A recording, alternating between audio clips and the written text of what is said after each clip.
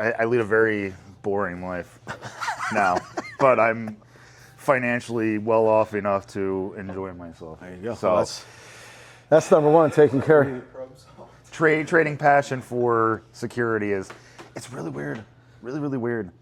So I find enjoyment outside of work. Yeah. You know. Well, it's key to life, right? Absolutely. You got to enjoy at least part of it. Yeah. If not most of it, if you can. No, most people who come in here, they've never done a podcast, and really we're just sitting down shooting shit. You know what I mean? Talking about fitness. The reason we started the podcast is number one thing that we find in the fitness industry is that people are scared to death to walk through that door. Yeah, and that's the thing, like, and we can cover this, but like I've had this conversation with, and I should really know more people's names that I talk to on a daily basis. Yeah. At the Lebanon location, but I've had this conversation like I'm the big guy in the corner trying to like I'm taking up all your 45-pound plates. Like I don't ever want to come off as like intimidating or scary or unapproachable. Like, exactly. But I'm really just call it whatever, but it's stereotypical. Like I'm just a big teddy bear. Like right. I will give you as much information as you want from my experience. Yep. And to really just like it's just getting out, being active, staying just moving. Yeah. No, it's that people don't understand that the gym. Everybody, you know, every club claims this, that we're like family, and I guess most clubs are. You know what I mean? If you're there long enough and you open up, or for me, it was just doing what I do, and people seeing me do the crazy things like lifting the big numbers and all that. That's what gravitated a couple of the guys to come around, and then Tyrone started talking to me. Yep. And it's just that. I just go in. It was just a business thing for me. I go in, do my work. I never really like to talk to anybody and get out. Right. Right. Yeah. I just treated it as another thing I had to do during the day. Yeah. So that's, I mean, the whole purpose behind this is that we want at least our neighborhoods, and if this helps other clubs, you know. Oh, absolutely. We just want the general population to know that you have no reason to be intimidated walking into a gym. No. Everybody started somewhere. Ding, ding. And, you know, we'll have different fitness levels. Ding, you know, ding. obviously you're throwing a lot more weight around than most. Yeah. But people coming in, you're working at your fitness level, and no one's going to look at you and say, "Oh, look at that person, they're new. Yeah, they're only lifting 10 I always pounds." hated that. I'm like, because doing strongman competitions is like, depending on what group you're in, what weight class you're in, what experience level, like, you're all relatively on the same playing field. You all have the same shared trauma of going through and dedicating yourself to training, and we all give each other pointers. Like, we open. It's a very open thing. It builds its own community through. Yeah. So I agree 100%. And we all struggle with. We all have setbacks. We all have wins. You know what I mean? So I injured myself a couple weeks ago trying to put a 270-pound stone on my shoulder. The next day, my kids are doing a strong kids competition. So I love it. The next day I was back into the gym with them and getting them training, and I'm doing my own rehab. I love it. In the process. Well, we're going to talk about that. You're our first guest that is really into like the powerlifting strongman competitions. So I'm excited to talk to you about that. Absolutely. And you know, the other thing is just the whole time squared. The squared thing is there's no true balance in life. You know what I mean? You cannot balance your day perfectly or your month. It's sometimes you're more focused on your workouts or your work or your family, and it's there's no perfect day or perfect week or year, absolutely. right? So it's don't try to balance fitness into your life. If you are obese or your doctor says, hey, like you need to start taking care of yourself, you're going to die. That's number one. Like, you got to be alive and you got to be healthy so you can be there for your family. Yeah. You got to be alive and you got to be healthy so you can go to work and earn money. Yeah. And you got to be alive and be healthy to enjoy life. You know what I mean? Whether it's going to compete in a strongman competition or if it's just taking a family vacation to the beach, you'll want to be healthy that you can walk across the sand and not be out of breath, right? Absolutely. And I have a whole thing about that because I've gone on quite the journey as far as physicality. There was a point where I was over 300 pounds. I was not as strong as I am now. I decided I want to lose some weight. Went from 302 to my lowest was 218 within 6-7 months. and just trained too hard, gave myself a case of rhabdo, and I was like, you know what, screw this. I'm just going to enjoy the way I feel. Yeah. And like, I'm going to try to make myself just comfortable where I can walk up a flight of stairs and not be out of breath. Healthy. Yes. Healthy, yeah. So let's talk about it because we already started. And Alex always get this thing rolling right away. So I want to just formally introduce you.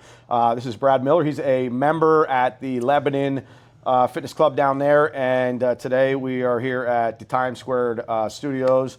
And we're going to talk. His background is really like powerlifting and A lot of strongman, strongman competitions. So let's start with one. Where tell us a little bit about yourself. Like, where are you from? How old are you? And how long you've been doing the competitions? So I grew up originally in Lebanon, lived here until I graduated high school. From there, I moved on and went to culinary school in Phoenix. So I was like, I want to get out away from here as far as possible. So I set out on my own journey, lived in Arizona for a couple of years. By just chance, I had a friend who lived up in Boston. I'm like, this is one of the cities I wanted to go to. So did my internship, packed up everything I could in my car, my girlfriend, 3 cats, and any valuables I could just fit in there, and moved across the country, lived in Boston for about 10 years before coming back here after getting a job opportunity. And just, it's a weird cyclical thing where I told myself, I move away, I never come back.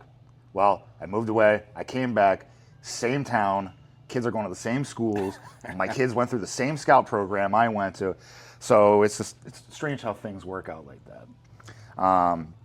In my fitness journey, I've always been into lifting. I did track in middle school, a lot of throwing because I was never athletically inclined to be running. And then I played football because I had friends that played football. So I played football my 9th through my senior year. My junior year, I got into wrestling and wrestled my junior and senior year in high school. I always stayed with lifting as I got older. It was just something I really enjoyed, never really getting into this kind of aspect of it just because I was in the restaurant business. So worked a bunch. I never had weekends off. So it was never amenable to because weekends in the restaurant, that's like no one's off on weekends in the restaurant industry. By the time I left the restaurant industry, the beginning of my week, my Tuesday through Thursday was 40 hours, and then my weekend was about 40 hours. Okay.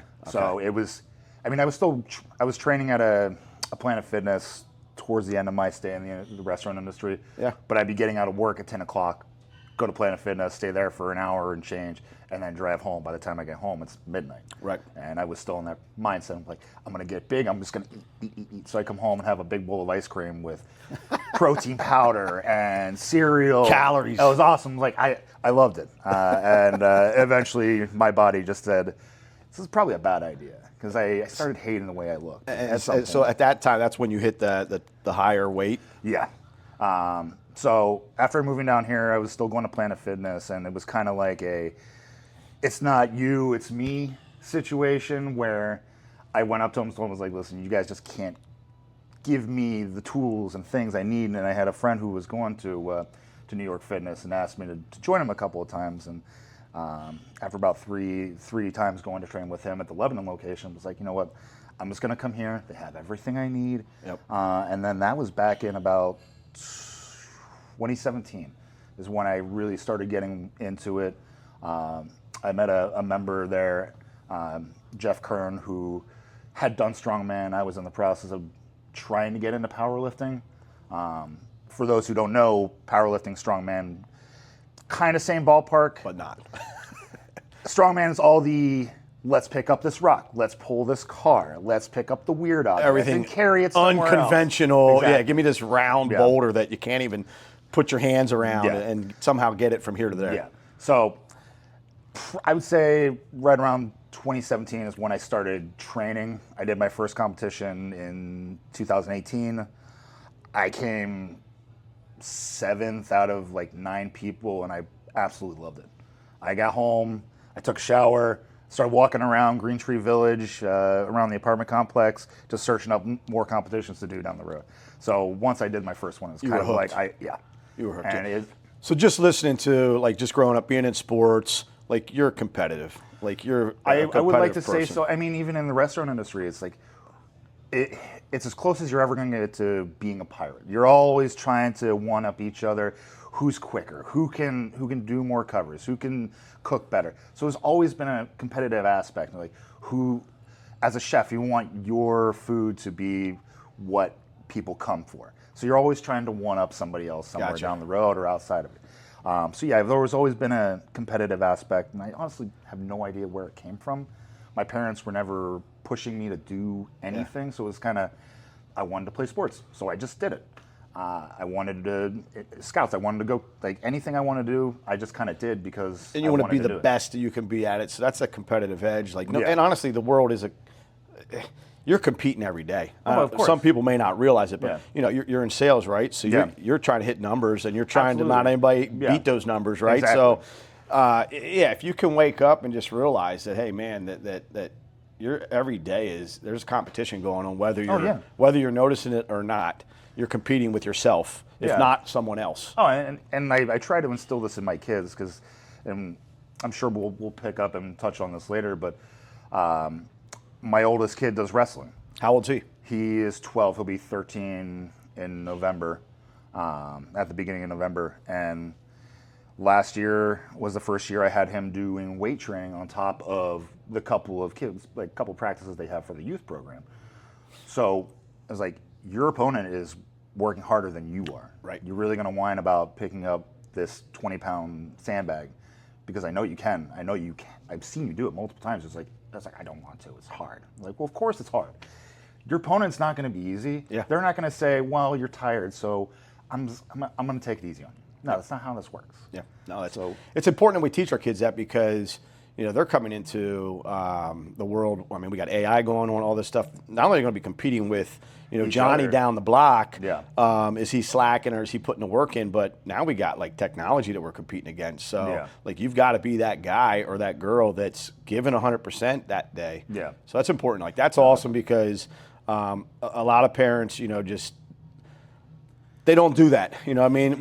Maybe the kids aren't in sports and it's like, here's a tablet and that's parenting. It's hard. It really is. I mean, So you get pushback. I mean, he's 12, so that's a little bit of pushback, but I think he's starting to realize from his first year of wrestling to last year was his second year of wrestling, the difference in his quality of what he can do skill-wise, way better. So trying to get him to put in the time and understand, like, yeah, it's not gonna happen right away, and it might not be easy for you. right. But I guarantee you, if you do what you're supposed to do and just, I don't care, win, lose, whatever, Right. getting out on that mat, getting out on the platform, whatever, it's, you can't. You're in the you game. can't You fake got to that. get in You the can't game. fake that. Yeah, you got to get in the game. You Yeah. can't win sitting on the couch. Yeah. You know what I mean? So trying to push them towards something. Yep. Like, I don't care what you do. And Even if it's musician, like Exactly, anything, exactly. get something that gives you passion. We talked a little bit before we started to really get into this is enjoying what you do. You know what I Exactly. mean? If you can find something that you can take some purpose in and like this is why I'm here. Yeah. This is like whether it's helping somebody in the gym that you notice that you've seen them for the first time and you're like, hey, let me just give you some pointers or tips, or letting that person know, hey, if you have any questions, I'm here. Just holler at me in between sets. Yeah. Or if it's outside of here, you see somebody struggling with a shopping cart or something. It's having purpose and helping somebody, right? course. So like you're a father. So you have how many kids you said? 2. The other one is He's 9. okay. So you got 2 boys. Yeah. Oh shit. So Yeah, it's a little bit of competitiveness. Yeah, that's good, though. The older one likes to just always make sure he ones up his brother. Sure. It's a little difficult though. The younger one's on the spectrum a little bit, so trying to find something that he can control how his mind is rather than his mind controlling him. Yeah. I touched earlier on that strong kid competition. Sure. So there's one coming up on November 2nd that I'm actually training both of them for. Nice. And it's been really cool to see, especially my younger one who before, he's really been big into art, and that's kind of been like his focus, where he can kind of just sit down and control his thoughts. Once I started training him and having him go through the process, he's like, I don't know why, but when I'm working out with you is the only time I can focus. And it's That's just cool. having something that you can do to kind of give yourself the Keep ability your to control mind yourself. occupied Exactly. and working out. You're constantly thinking about your form and the weight and your breathing. So there's a lot of that's awesome. So does he look up to his brother then, saying like learning techniques and stuff, or is it still just so competitive? I train them separately. Yeah. Because his brother's a jerk, as older siblings are. From Sure. what I've heard, I'm an only child, so I don't know. But from what I've heard, older siblings can be not so nice. Yeah. And it also gives me the opportunity to really focus on giving good direction rather than having them compete with each other at the same time. Yeah. Because the way that this one's going to work is they're in different age groups. Right. So they have different weights. But I know right now my oldest one's in a boot, and I don't know if he's going to be able to compete, but I am still having him train upper body. What you can, He wants to do it because he doesn't want his brother to outdo him on anything. Gotcha. So there's Dude, internal competition within the house. I love that. Yeah. And you know what? Training them individually, it's one-on-one time with dad. So you guys are getting Which has quality been time. The coolest thing. We haven't really found anything that clicks. Yeah. Where we can do something together. Because you said before, AI, they're always in front of a screen. Yep. That's what they enjoy. And I can't fault them because I was the same way. Right. Well, and you need to know. Yeah. There's a certain level of you have to understand technology. Yeah. But then there's also like they're not doing any activity. You know, I mean, Yeah. at least you're balancing that Yes. as much as you can. And where it's like, I hey, try to keep them busy with things like that, just because of the fact that I was always very overweight as a child. So I want to, and especially since my youngest one is very much built like me, I trying to find some way to keep them active to help stay off, because being the fat kid in school is very difficult. My youngest has had issues with kids picking on him and bullying him. look, let's put it. Kids are freaking mean. Oh, they're brutal. I mean, we were there. Yeah. Whether we were the ones that were bullying or being bullied, like kids are just assholes. Yeah. And they just don't know better. And then when you get older, you're like, shit, like, man, I was a real jerk to that person, Yeah. or they were a jerk to me. And you realize, like, man, we're all the same. It doesn't matter what your exterior looks like. Yeah. On the inside, we have a lot of things in common, and we all got feelings. Yeah. You know. But keeping them busy, helping them build some self-confidence is key. Like, it's huge. Dude, that's the number one thing I see, not just from kids, but from anybody. When you start working out, like your confidence level, and you don't have to be, lifting 500 pounds like you're doing, or moving a lot of weight. Just having that discipline to make it to the gym, or even doing your walks at home or exercise at home. Oh, yeah. Just having the discipline to stick with something will give you the confidence like that you can do. Now, maybe not anything at that point, but you can do almost anything. Yeah. Just because you know that you just have to put your mind to it and do it. There's been so many days where I'm like, I don't want to go, but I find if I make it part of a routine, whereas like I know I go these days, and sometimes I have to switch it up. Life gets in the way. Sure. I'm not a professional athlete, never will be. I enjoy what I do.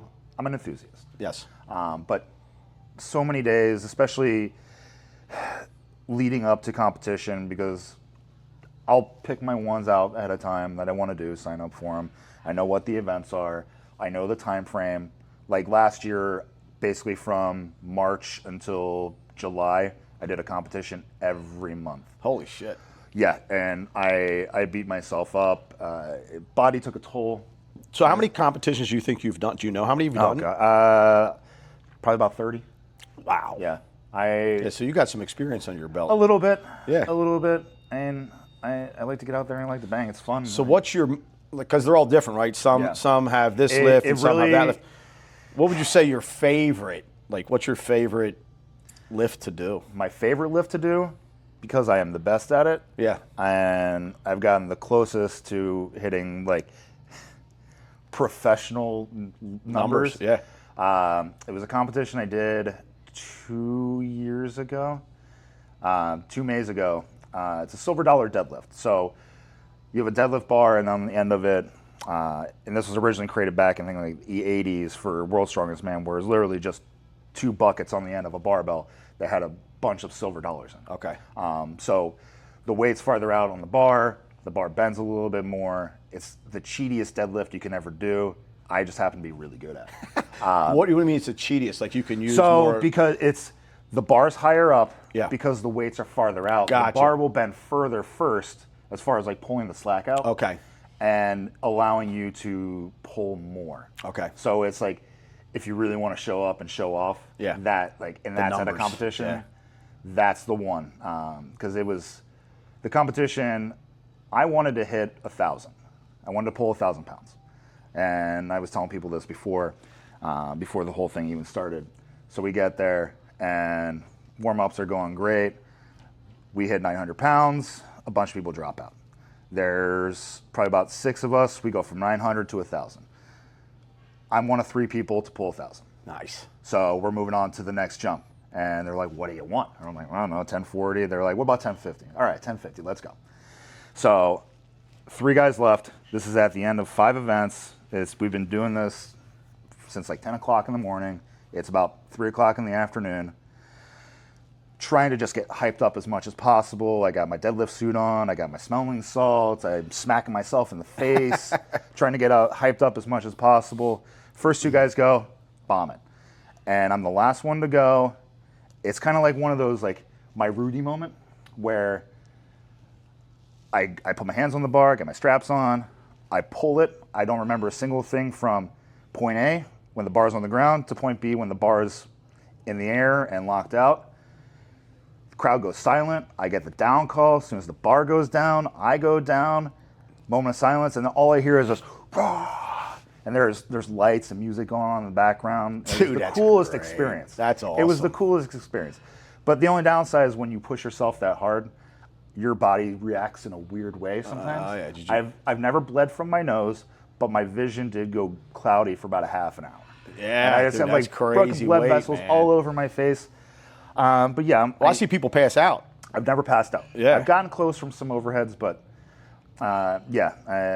it's So yeah, like you said, like that one, because that's your strongest one. That's one of your favorites. But as we age, and how old are you? 37. Yeah. So that's one, whether people want to admit it or not, we have a male ego, right? It's Of course. Of course. It's, hey, let me grab that same weight that I've done before. I did it before. And I can tell you at 52, as we age, workouts change a little bit. And I try to tell guys that are my age and older, I'm like, look, don't stop worrying about the number. I understand you're competing. You have to worry about that number. I mean, I would like to at least do this until I can do one Masters competition, which is when I turn 40. Yeah, so After what I you're turn- doing is a total different Yeah. game because you have to care about the numbers. Yeah. That's the name of the game. And but general fitness, these guys in here, don't worry about what No. that number is because Yeah. you may have slept not as good last night. Like if you're yeah. not grabbing that same weight you did last week, don't like beat yourself up on it. All your muscles don't know the number; they just know was that easier or was that hard. Exactly. So as long as it was difficult at your last rep and that's what you were shooting for. Yeah.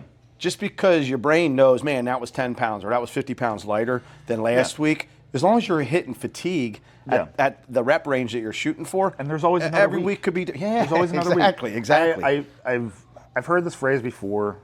I was listening to Juji Mufu a couple years ago, and he's like, he was training for a bodybuilding competition or something like that, and he's like, I had a really crap day today. Not every day can be a great day. Right. Some days are just days, and you Yep. got to understand that. Your body, like you said, things get in the way. Sleep's not right, food's not right. Like one time I picked up a loaf of bread off the counter and pulled something in my back. Things happen. Yeah, no, it's life, and nobody's perfect, every day. So we try to be as perfect as we can on that day. Well, I love that you got the kids involved, and I know you said you were in sports and all that, like growing up. But what really got you into the gym? Was it the football? And It was. that? Like, I was a really terrible football player. I was a very good JV wrestler, but I always liked lifting. Yeah. We had our football lifting sessions before season, and I really liked the feeling of something. I don't just know. moving weight around. Exactly. Something Yeah. about picking up a weight. There's something just very inherently fun for me. I get pure enjoyment out of it.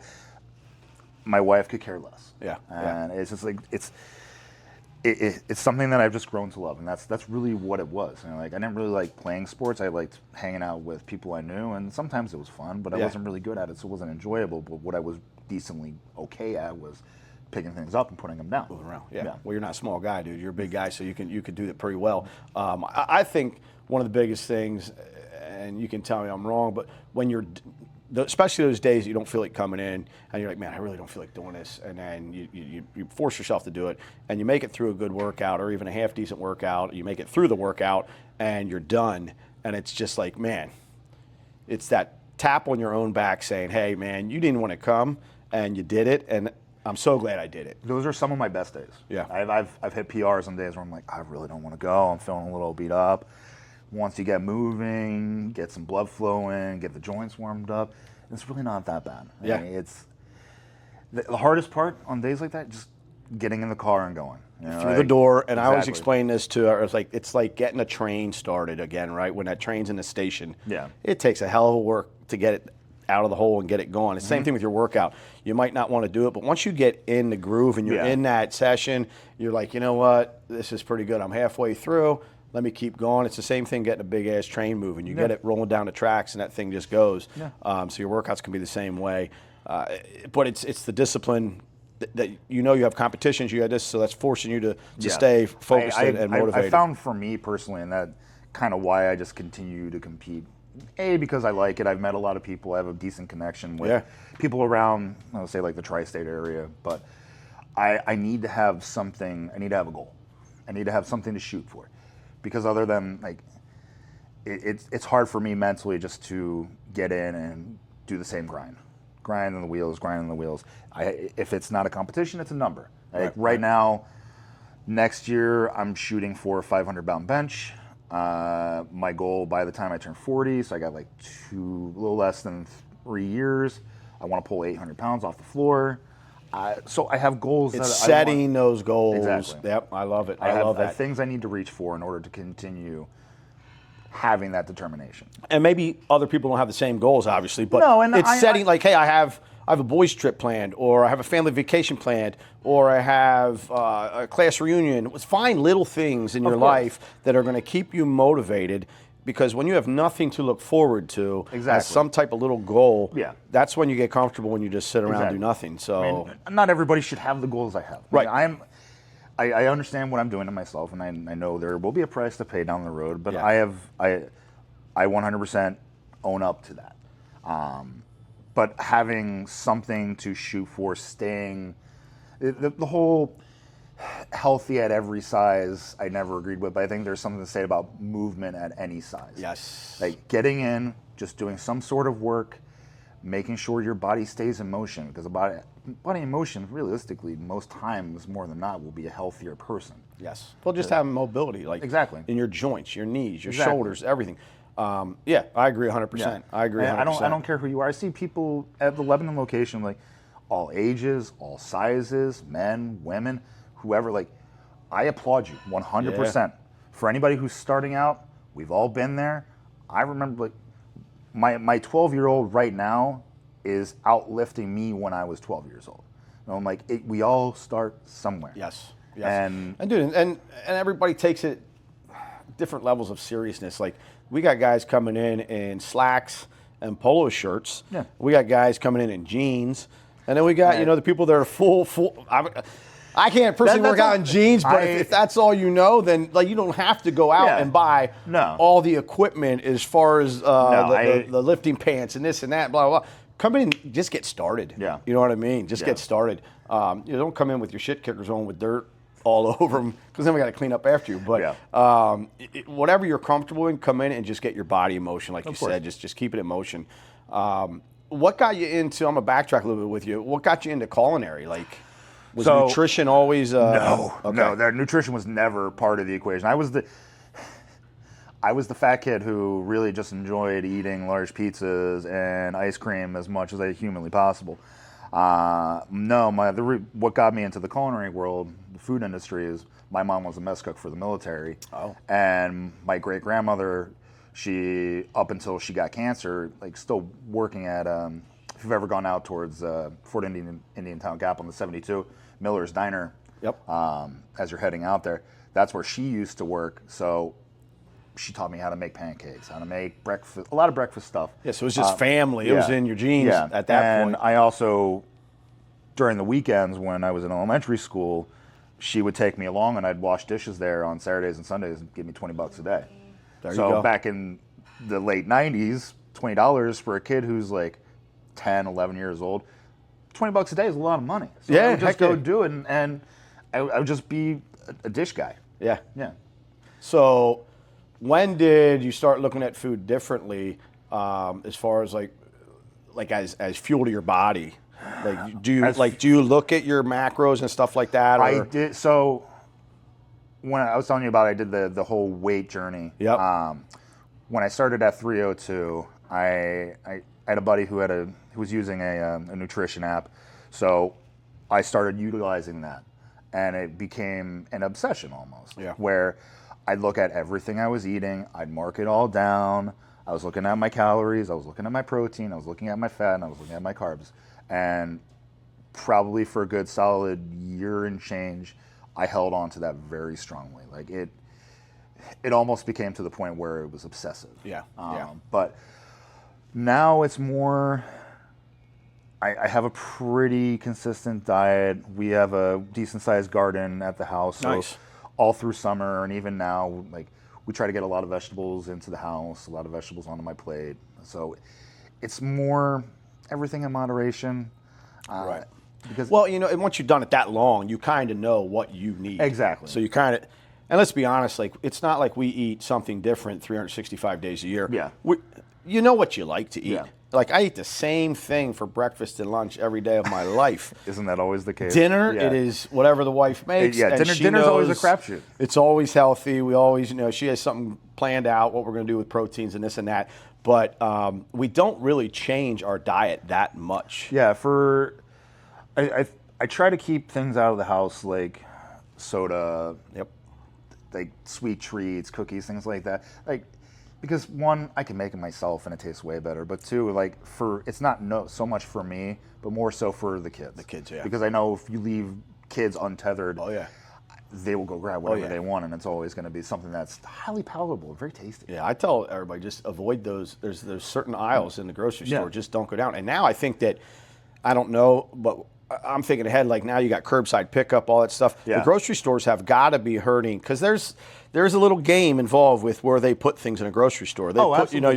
your milk and eggs all the way in the back, so you have to pass the Doritos and pass the Tasty Cakes and all that shit to go get your essentials. I spent a little bit of time working retail grocery. There's a method to that madness, for sure. 100%. Yeah, I mean the candy's at the checkout, so Yeah. while you're waiting to unload your groceries, yeah. the kids are like, "Mom, Dad, can I get a Snickers bar?"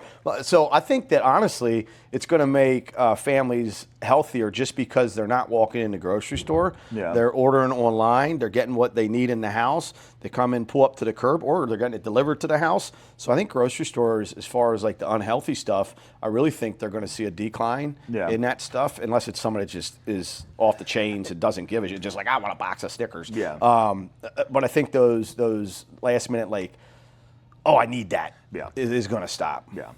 And if you're not in front of it, that won't happen. Right. Yeah. That's why I say avoid those aisles. But now it's not even avoid those aisles. Just don't even go in the store. Order your shit online and just pick it up the curb. I'm a little too old school for that. I do like going and pick up things in person, but I see your point 100%. Yeah. Like, No, my wife will call it in and she'll be like, just call me when you get there. Tell me what spot you're in, and then I'll just be like, I'm in spot number 7, and then they come out and I was like, throw it in the back. But yeah, I 100% avoiding those certain aisles, avoiding the cookie aisle, the candy aisle.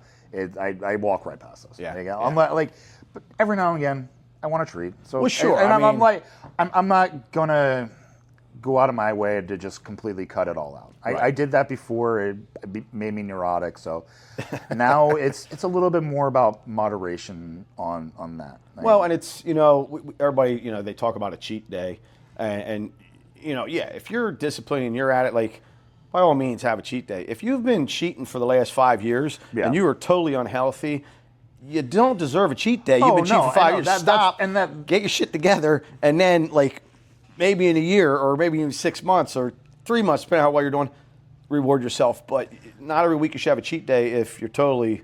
Oh yeah, absolutely, 100%, 100%. The reason why I kind of put myself through that was like my rationalization was, I had so enjoyed food so much, and I needed to kind of pull back on it because it's very easy. It's very easy to get out of control, 100%. And it happens quicker than you realize. And then one day you're standing in the mirror, you're looking at yourself, you're like, what happened? What happened? Exactly. And that's kind of like it's a, I won't say rock bottom moment, but when you're not happy with yourself and you finally see that and you realize, like, all right, like for me, my changing moment was really, we would go to Hershey Park for my birthday. I can't fit on anything. I couldn't fit on any of the roller coasters. Oh yeah. And it was kind of like, all right, well, now I got to do something about this. Yeah. When it starts interfering with your with life. my enjoyment and my life. So I started Operation Be Less Fat, and I like that. I just took off with it, and it became something I could put my focus on. Then I noticed I was feeling better. I was feeling better. My joints were feeling better. And just your mood, how you feel. Like, yeah.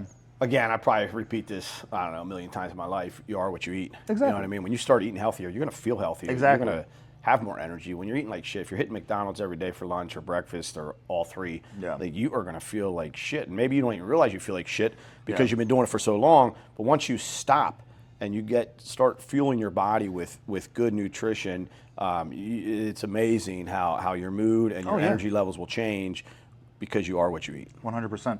And like people who have kids, like, I never want to be that guy that like they want to. Like, my kids like doing extreme stuff, especially my oldest one. So like we'll go out to the potato patch off of 322, which is this big sprawling boulder patch, and trying to jump gaps, just climbing over these things. Like, I need to make sure that I can do this stuff, or at least like try to keep up with them.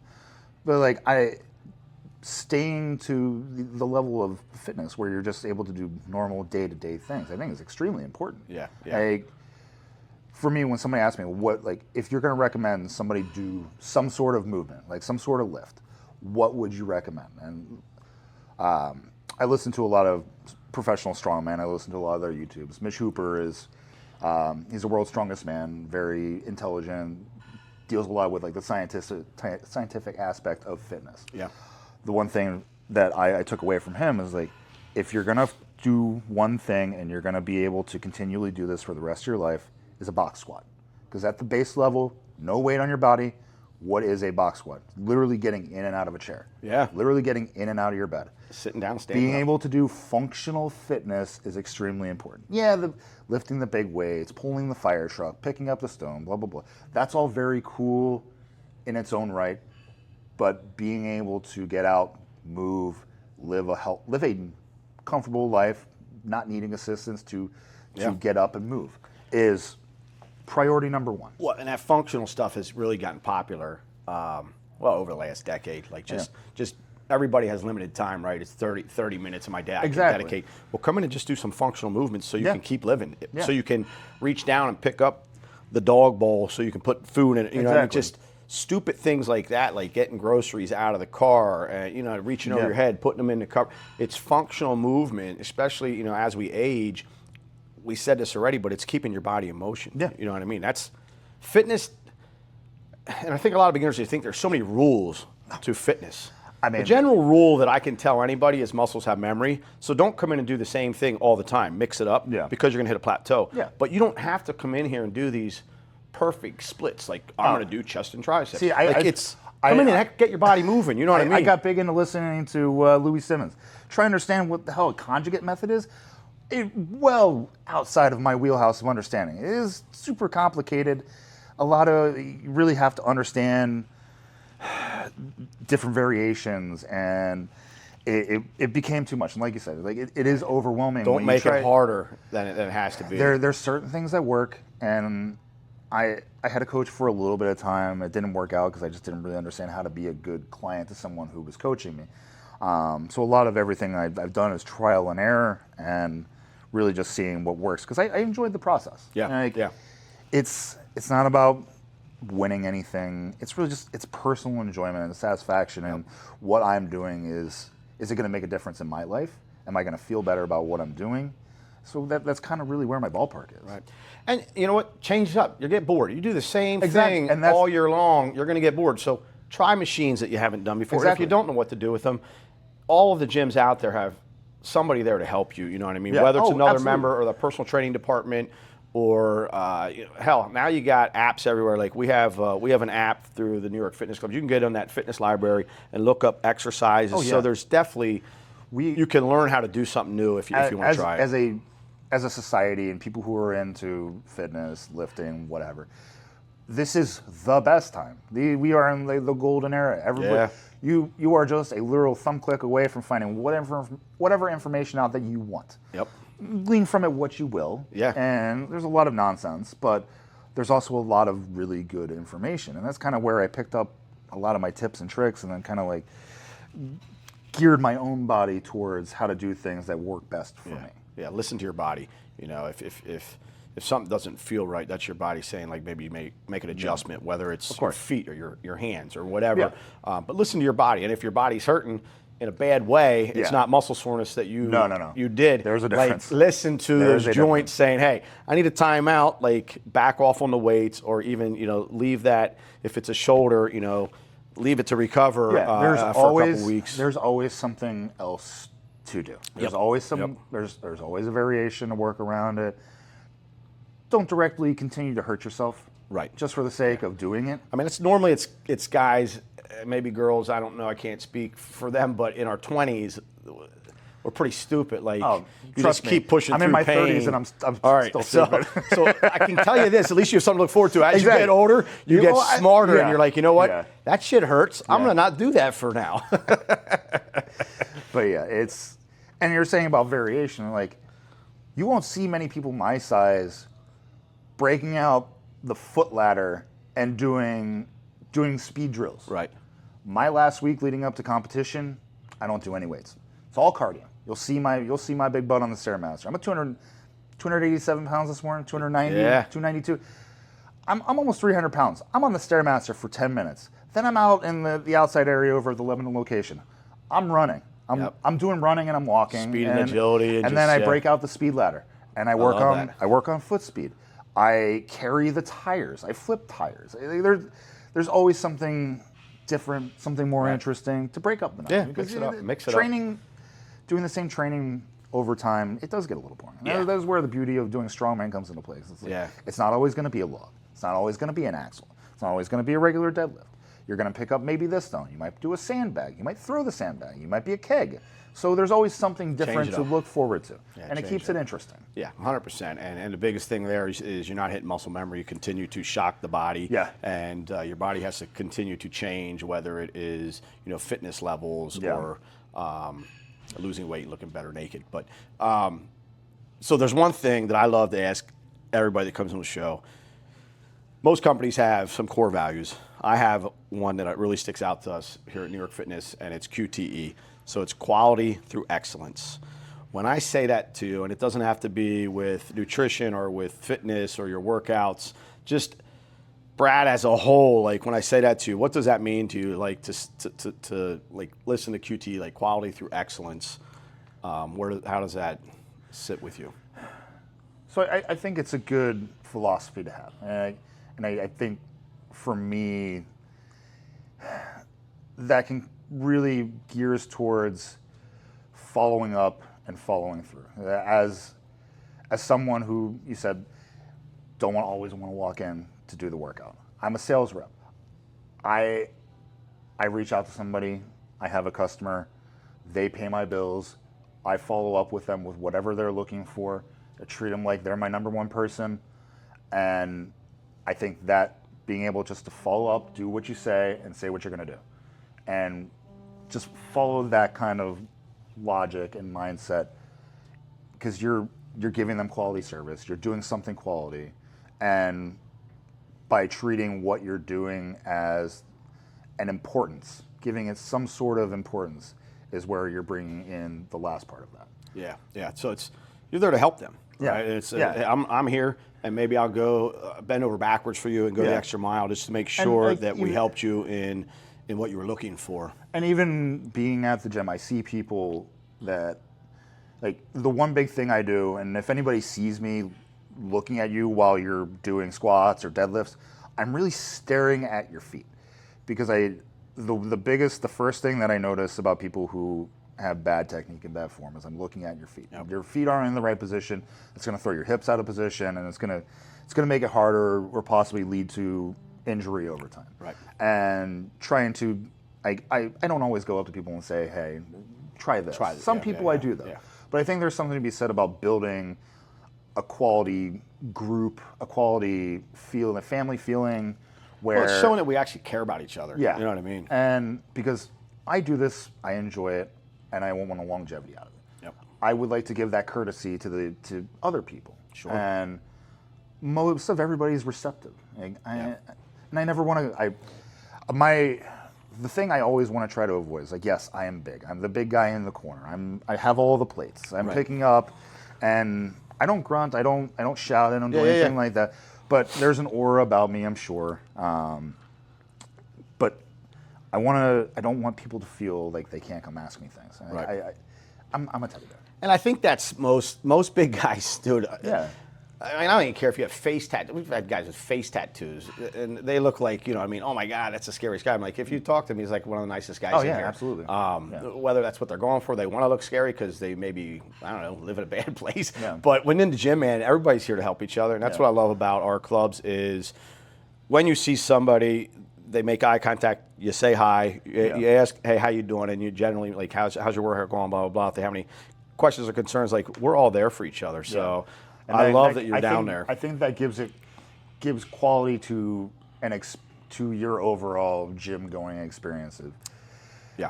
If somebody is able to give you meaningful information to help you out. I see a lot of people doing front squats. I love front squats.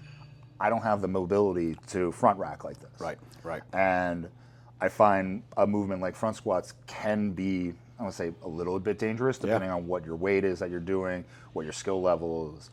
So I found a way that works for me, and with a certain bar that works really well to keep the bar from essentially sliding forward. So I like to use the easy barbell. There you go. And because of the way that it curves, sets in there. you can actually lock it into your shoulders. I love it. If you use a regular barbell, by doing this method, it can still roll forward. Right. No, So, and the more the bar rolls forward, the more it puts you in a position to lean forward. The more you can keep the bar closer to yourself, the more it's going to keep you upright and less away from risk of injury. And that comes from experience. Yeah. So let me say this. If anybody out there is listening and is like, man, I really always was interested in doing strongman or powerlifting, where can they reach out to you? Where can they see some of your content? Do you have I'm on Instagram a little bit. Do you post anything, like your workouts and stuff? I do. A lot of stuff I've been posting now has been about training my kids and getting people that's cool. trying to get some other parents to get their kids. So what's your IG account? It's Steinberg58. Steinberg. Steinberg 58. It's I have not changed it since high school. Cool. Yeah.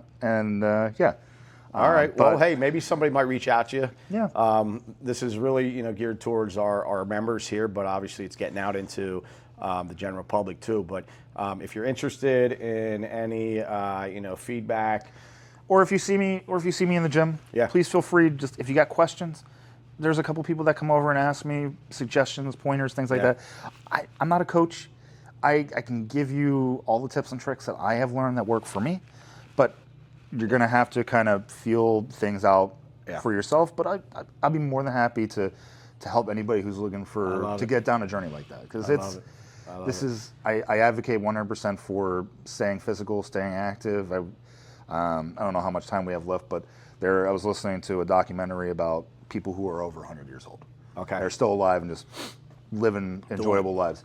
And the one thing that I really stuck with me is this guy, he was like 104. He's like, you got to keep the old out. Yep. Stay active. Yeah, keep moving. Because especially for people who are going into their retirement age. Keep moving. Or if you've had anybody that gets is to the point where they're going into a nursing home, you don't do a whole lot. And you start to see a really quick decline in health. I'm going to give a timeout. I got to fucking piss so bad, so we're going to edit this. So guys, Alex, this is a test for Alex. I took creatine in my pre-workout before this, and I'm like, oh my God. So keep that thought. Yeah. You're going to have to edit this out, but I'll be right back. Cutting 10 pounds, doing a water cut, is the worst thing ever. I will never advise anybody to cut weight if you do not ever have to. It is miserable. Oh, for wrestling. Well, when I was cutting weight for over the last couple of years doing my strongman thing, I was either competing under 105 kilos, which is 231 pounds, or depending on the federation, the other one is 220. Okay. So I'd get down to like say 232, 230, and I'd be a week out, and then I would do my water load on Sunday and Monday, and then Tuesday, and then Wednesday was, so I go 2 gallons on Sunday, 2.5 gallons on Monday, 3 gallons of water on Tuesday, same eating habits, and then Wednesday was a half a gallon of water, no sodium, no carbs. Thursday was a pint of water, no pretty much anything. So I would just, my food on Thursday was Tic Tacs, and my last meal would be Wednesday night. It would be like, I remember a highlight for me was we went to the Bluebird and I got a dry salad with an unseasoned piece of salmon. Oh and it was awesome. But, and then Thursday, no water, well, a pint of water. And then Friday before weigh-ins, you would just suck and have nothing between Thursday and Friday. And the hunger I could deal with, yeah, it was a little difficult, but the thirst. The only water I could enjoy was when I take a shower and I'd swish water in my mouth and spit it out, or brush my teeth, and the same thing. That's all the water I could have until weigh-ins. And it's just like... And then what would you do after you made weight? Then you could eat? The first time I made a huge mistake, and I was like, I'm going to go to Turkey Hill. I'm going to get this. I got a Gatorade. I got another Gatorade. I got some cookies. All like the things I was just completely kicking out. Yeah. And I ate to the point where I'm like, I'm going to throw up. So I kind of cut that back as I went along, and I started throwing things in like elements or like things that have like sodium for electrolytes. Yeah. But it would be, you'd be going back to eating. You probably put on like a good 5-7 pounds between weighing. Well, just energy levels. Were your energy levels dropping? The next day was fine. That day going into weigh-ins, it became pretty miserable. You're like freaking. Oh, it's the worst. Like yeah. I couldn't sleep. I'd take melatonin the night before. I'd wake up at 2 a.m. I couldn't. There were a couple times where like, all right, I can't fall back asleep, so I'm gonna go to the gym. So I'd go. Oh my God. I'd go at like 2 a.m, just walk on the treadmill, try to tire myself out, yeah, and then go back home and sleep. Like insomnia. Oh, it was the worst. God. So like, I was telling him, like, I've been keeping track of my kids' weight just as like a see where they're at, especially my oldest one, because I don't know what the weight classes for junior high are gonna be. So trying to keep his weight in the 160s. A month ago he was 168, and now he's 160 as of yesterday. Okay. And he's like, "Wow, what if I cut down to 140?" I'm like, "Absolutely not." Yeah, be worried. Absolutely not. Yeah, if you can compete at your normal. If anything, it'll be you can compete at 157. Yeah. That's 3 pounds. That's especially at like, his age, like it's he's there's a growing boy. There's no point, and he's about 5'7". Okay. So he's he's big for his age. Like, and his brother's the same way too. Like his younger brother is a little bit heftier, but he's like 5'3", $148. Okay. And once he hits his spurt, he's gonna be bigger than me. Nice. I'm sure. Nice. Yeah, you got to keep training then so you can stay ahead of these boys. Holy shit. They're coming for you, Dad. They're coming for you. Yeah, that's all right. So what were we talking about? Age, and I think just being 100 years old, and I apologize for No, that, you're good. Bathroom breaks are important. Yeah, especially when you get over 50. But no, the whole point of what I was taking away from that documentary is that when you get to a certain age, a lot of people just want to become sedentary, especially when you're retiring. Like, you got to have something that you continue to do. Like, otherwise, without motion, without drive, with something, you really start to see mental decline, physical decline, and then individuals who go in nursing homes and retirement homes. Most times, that's when you really start to see that physical and mental decline, because they're just there. They're sitting in wheelchairs. They're in their bed. Because as in the field that I work in, I deal with janitorial supplies. So some of my customers are long-term care. So I'm in and out of these places, and they don't move a whole lot, Right. and so it's important just to have that, just to build that base and relationship with fitness, just in any facet. I agree. That's I think a lot of people live their life looking forward to retirement, and I can tell you, like, the closer that I get, like now that I'm over 50, I don't even want to retire. One, I enjoy what I do, so it's not like I'm like, I hate this job, I can't wait to stop. But I think full retirement is really not good for anyone. No. Whether you're retiring from your main gig, you need to find some type of purpose that you got to get out of bed in the morning and go do something, whether it's volunteering at the library or doing something, something on your calendar, something on your schedule that you have purpose. Yeah. Like my neighbor, he's maybe almost 80. I really can't tell. His genes are great. He was his old Vietnamese guy. He told us when we first moved in that back during the Vietnam War, he was Special Forces. And dude built a pavilion over the summer. And he's in his 80s. And he's out there every day, meticulously mowing his lawn, trimming his trees, bushes, building things. The guy, we are made to be productive. Exactly. Like, we're not made to just sit in a chair. He does more than I think I could ever do. Yeah, that's and awesome. especially at his age, I'm like, but that's motivational to you. Exactly. He probably doesn't even know that, but man, you're motivating me. Like, yeah. Well, especially when he mows his lawn, it's like I got 72 hours to rebuttal. That's great. That's great. Well, dude, it's been awesome. Like, I knew you were into powerlifting and the strongman competitions. So I was looking forward to sitting down and talking a little bit more about your workouts. And you guys do a lot of different walks of life with this, with what you're doing here, and it's good to see the different people in their different stages. Yeah. Like it's at the end of the day, we're just trying to do something that we enjoy, and at least for me, that's what it is. Yeah. Well, it's just I think people realize like it's like medicine. Yeah. Honestly, it's better than medicine because if you can stay off the pharmaceuticals as long as possible, this is the best thing for you is just getting in exercising. So I love seeing the young guys like you that are in there getting at it and have a mission, have those goals that you have. And I love just seeing our seniors that are retired that are coming in and it's just something that's on their daily. It's like brushing their teeth. They're like, okay, it's time to go to the gym. Yeah. So no, fitness is for everybody. And just everybody is different. So, it depends on what you're trying to get done. But no matter what, our members are here and, the training team's here to help anybody. So it's been a pleasure having you on. And we'll have to get you in after one of your competitions or get you in here and talk about it. I might actually do a wrestling tournament next month. No shit? Yeah, I saw this event pop up for this past month. And I had just injured my knee, and it was like 2 weeks later. Where was it at? This was up in Allentown. Yeah, area. so I think one of our members here, Brad Deckard, I work with his daughters. They both wrestle for Northern Lebanon. Yeah.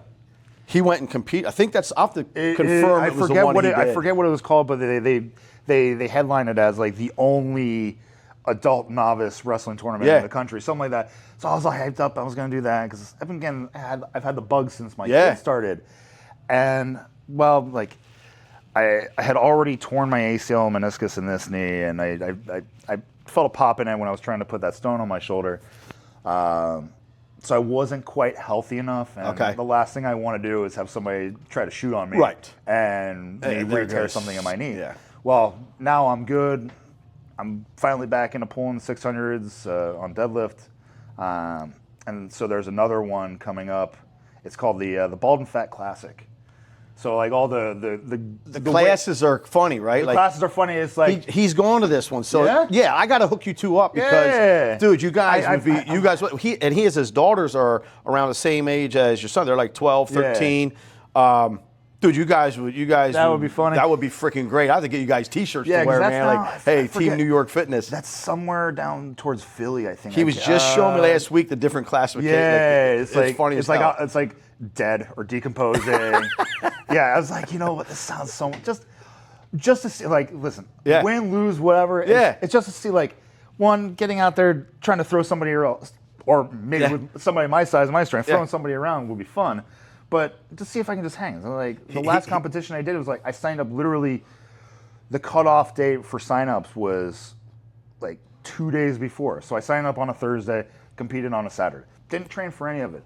I just want to see if, and there's a term I've heard from somebody else. See if I was gas station ready. Like if I was just in a gas station, somebody said, "Hey, go do this." Can I go do this? Yeah. Like, am I just ready on just a general fitness level? Can I go out and do this? Well, you know what I love about it, and when I talked to him about it the other week, your kids are watching this. So not only are you guys, teaching them about discipline and, exercise and all this stuff, you're leading by example. You know what I mean? You guys are still going out there and you're still getting in wrestling. Yeah. You're still competing. And dude, it's nothing better for a kid to see their parent actually doing what they're talking. Yeah. And dude, it doesn't get better than that. So I mean, I'm gonna hook you guys up. That would be fun. Because I'll see him in here this week. Yeah. And I'll give him your name, and you guys. That'd be awesome. Actually, we'll go film this shit That'd be and fun. watch our guys go out. Yeah, I think it's November 15th, something like that. Okay. It's the middle of next month. So Yeah. All right. Good deal. Well, dude, it's been awesome talking to you about your fitness journey, and maybe we'll get out there to that wrestling match, get you on film, and then we'll definitely get you back in here after one of these meets and talk more about it, brother. It's been a pleasure. Times Squared Podcast. We out.